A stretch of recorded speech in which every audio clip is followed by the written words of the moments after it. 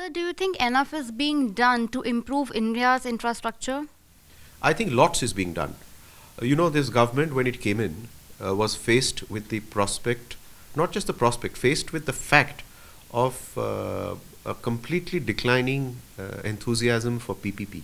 So it took one of the first decisions that it took was it's going to bolster infrastructure by public expenditure. And that strategy is playing out. You can see the positive impact that's happening on the road sector, on inland waterways, on transmission, distribution, renewable energy. All these sectors today are picking, and railways, urban infrastructure, all of these are picking up from public expenditure in infrastructure. So I think infrastructure watchers like me are already seeing an uptick. So, what are your views on the social and physical infrastructure in India?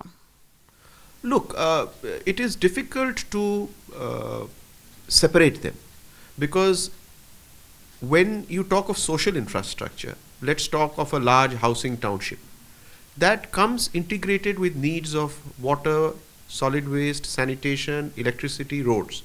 So, in my view, you can't separate. I mean, you can have a standalone power plant, but in most areas, if you build a metro rail, you require stations and you have real estate around stations, etc., etc. So, more broadly, other than transportation and standalone power plants, other than railway long trunk transportation and standalone power plants and standalone large projects, most of core and social infrastructure is intertwined with each other, and therefore we have to look at it as a holistic design.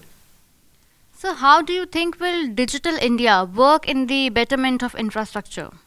See, Digital India effectively takes infrastructure into broadly the Internet of Things.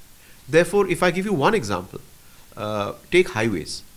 Digital India should be able to convert every toll plaza in this country into electronic toll. You should have a small reader on your windscreen and you should have no jams. You should just have a gantry and you just drive through as you do in advanced countries. So that's one example. I mean, Digital India is already making so much impact on railways, whether it is the number of passengers who are booking online or you're ordering meals before you board a train. So Digital India is making a whole lot of impact and very, very largely in the electricity distribution sector.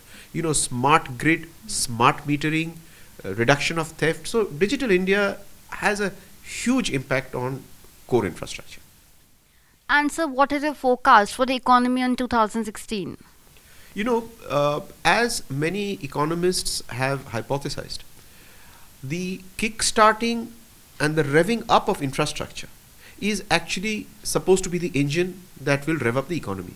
So therefore, on infrastructure, the fact that infrastructure public expenditure is playing out, which means that at the next level, it will create a demand for construction companies.